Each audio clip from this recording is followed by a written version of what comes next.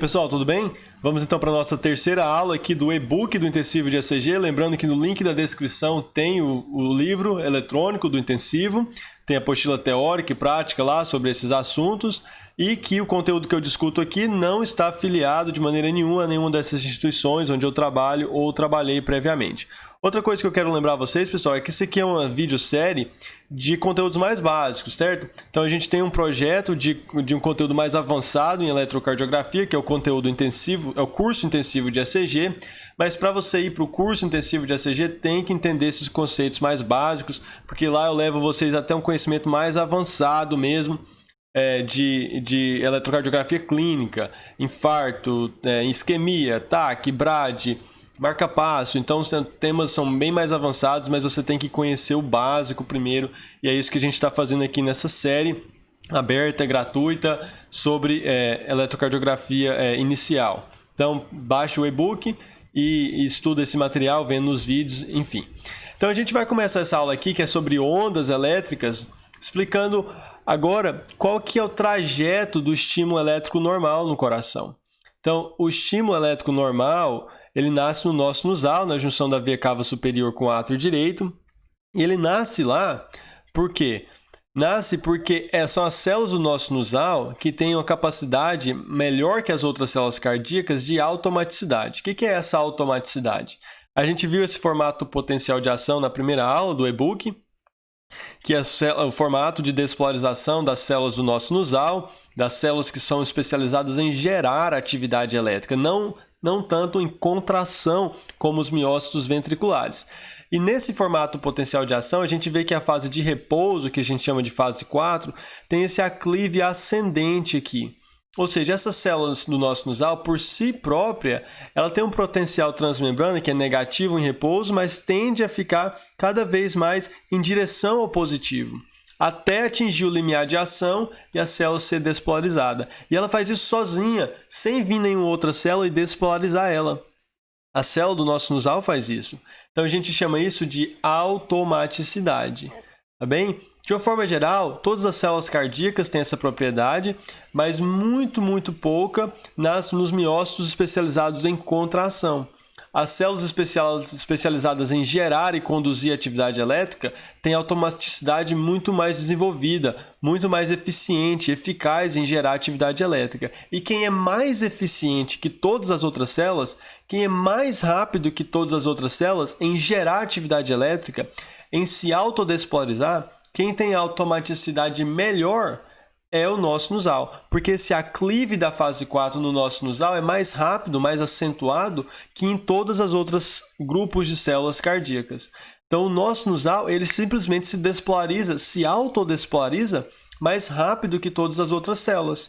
Então, aí, ele tem, ele é que dita o ritmo cardíaco normal na maioria das pessoas. Então, o estímulo nasce no nosso sinusal por conta dessa propriedade e de lá se espalha para o resto do coração. Vai para os átrios, do átrio para o noátrio ventricular. No noátrio ventricular, o estímulo tem uma pausa breve para dar tempo de o ventrículo encher e depois passa para os ventrículos através do sistema de condução da atividade elétrica. Então, aqui representado de outra maneira, o estímulo nasce no nosso sinusal e aí você tem um sistema muito eficiente de condução da atividade elétrica. Esse sistema de condução da atividade elétrica é formado por que a gente chama de fibras de His-Purkinje. Você deve ter aprendido isso lá na fisiologia, talvez não lembre muito mais, mas o que você precisa aprender do ponto de vista clínico sobre essas células é que elas são especializadas em conduzir a atividade elétrica. Elas são muito eficientes nisso. Então, elas conduzem a atividade elétrica aqui. Esse sistema de condução conduz a atividade elétrica para o noátrio ventricular. No noátrio ventricular tem um retardo fisiológico da atividade elétrica para esperar um tempo entre a contração atrial e a contração ventricular.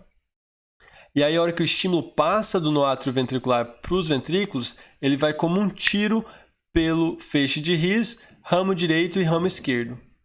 Então, depois do nó AV, a gente tem o feixe de His, ramo esquerdo e ramo direito. O ramo direito despolariza o ventrículo direito e o ramo esquerdo o ventrículo esquerdo. E o ventrículo esquerdo ele tem também duas subdivisões, hemifascículo posterior e hemifascículo anterior esquerdo.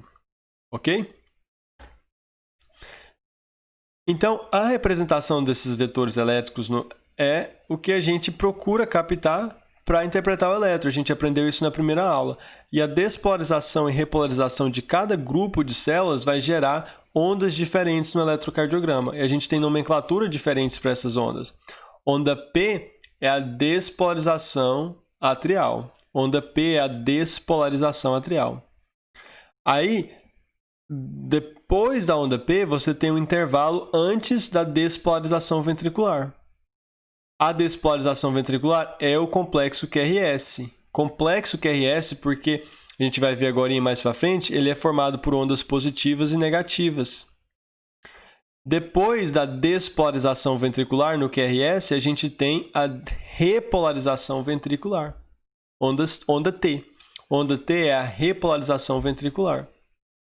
E depois da onda T, alguns pacientes, uma porcentagem pequena, mas não insignificante, tem uma onda U, que é uma onda pequena depois da onda T.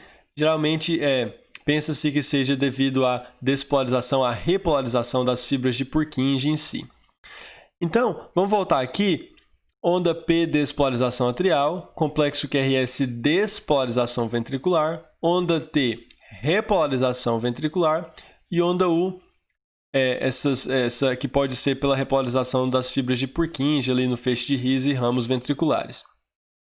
Além das ondas em si, a gente tem os chamados intervalos no elétron. Então, se eu falar para você qual que é a duração do intervalo PR, tem que entender o que é o intervalo PR. O intervalo PR é medido do começo da onda P até o começo do QRS. Começo da onda P até o começo do QRS. Vamos entender o que ele representa e não só decorar isso? Intervalo PR significa o começo da despolarização atrial, desde o momento em que a primeira célula atrial é despolarizada até o momento em que a primeira célula ventricular é despolarizada. E quais são os componentes do intervalo PR? A gente tem a despolarização atrial em si, a onda P, o tempo que leva para o estímulo despolarizar os átrios e chegar no nóatrio ventricular. E a gente tem um período em que não tem, que o estímulo está parado no nóatrio ventricular, esperando para despolarizar o ventrículo. Então, isso aqui é um retardo fisiológico da condução no nóatrio ventricular, esperando dar o tempo necessário para então iniciar a despolarização ventricular. Então, o intervalo PR é a onda P, mais o segmento PR, que é depois do final da onda P até o QRS. Então, segmento PR é isso aqui, mas a gente usa clinicamente o intervalo PR, do começo da onda P até o começo do QRS. Intervalo QT é entre o começo do QRS mais o final da onda T. Então, o intervalo QT é um pouco diferente, porque ele é do começo da despolarização ventricular até o final da repolarização ventricular. Do começo da despolarização ventricular até o final da repolarização ventricular. Esse é o intervalo QT. Tá bem? Além disso, a gente tem o complexo QRS, morfologias diferentes dentro do próprio complexo QRS. Então, o complexo QRS pode ser predominantemente, exclusivamente positivo, exclusivamente negativo, ou uma combinação de positivo e negativo, de ondas positivas e negativas. Então, a gente vai dar nomenclatura diferente a essas ondas de acordo com a posição delas e se elas são positivas ou negativas. Então, vamos lá. A primeira onda positiva do QRS é uma onda R. Então, essa aqui é uma onda R porque é a primeira positiva. Essa é uma onda R porque é a primeira positiva. Essa é uma onda R porque é a primeira positiva. Essa aqui é a onda R porque é a primeira positiva. Tem uma negativa antes, mas essa aqui ainda é a primeira que é positiva, é a onda R. Essa aqui também é onda R, é a primeira que é positiva, então ela é chamada de onda R. A primeira onda que é positiva é chamada de onda R. Tá bem? Se não ficou claro, a primeira onda que é positiva é a onda R. A onda que é negativa antes de uma positiva é uma onda Q. Então, aqui você tem uma onda Q, porque ela é uma onda negativa antes de uma positiva. Aqui é uma onda Q, porque você tem uma onda negativa antes de uma positiva. A onda que é negativa depois de uma positiva chama onda S. Então, essa aqui ocorreu depois de uma positiva, então ela é S. Essa aqui ocorreu depois de uma positiva, então ela é S. Essa aqui ocorreu depois de uma positiva, então ela é S. Então, aqui a gente tem um complexo QRS. Q por quê? Porque tem uma onda negativa antes da positiva. R por quê? Porque é a primeira positiva. S por quê? Porque é uma negativa depois da positiva. E se você tiver uma segunda positiva, a gente chama ela de onda R'. Segunda onda R, se tiver uma onda positiva, uma segunda onda positiva, a gente chama ela de onda R'. O complexo QRS, quando ele é exclusivamente positivo ou exclusivamente negativo, a gente fala que é um complexo monofásico, só tem uma onda positiva ou negativa. Se ela for positiva, a gente chama ela só de onda R. Se ela for negativa, a gente chama ela de onda ou complexo QS, para indicar que só tem onda negativa. QS, tudo é negativo nesse QRS. O complexo QRS dessa pessoa não tem onda R, é só um QS. Bem? Então, eu chamo tudo aqui de complexo QRS, mesmo que individualmente ele não tenha todos os três componentes. Aí eu vou me referir à onda R e onda S, mas o complexo ainda é o complexo QRS.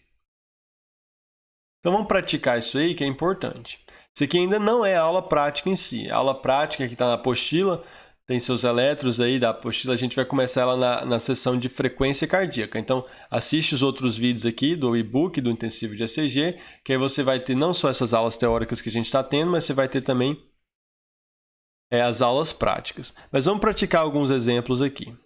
Tá bem? Então, olha o elétron aqui, em que a gente vê essa onda aqui, antes do QRS, ela é a onda P, despolarização atrial. Aqui é o QRS, a despolarização ventricular. E aqui é a onda T, a repolarização ventricular. QRS, onda T. P, QRS, onda T. Tá bem? Vamos treinar a nomenclatura do QRS. Como que a gente daria a nomenclatura desse complexo aqui? Tem uma onda positiva, depois uma negativa pequenininha. Uma positiva, depois uma negativa pequenininha. Então, essa aqui é a primeira positiva, então ela é onda R. Essa aqui é a primeira negativa, perdão, é a negativa depois da positiva, então ela é onda S. Então, aqui a gente tem uma onda R e uma onda S.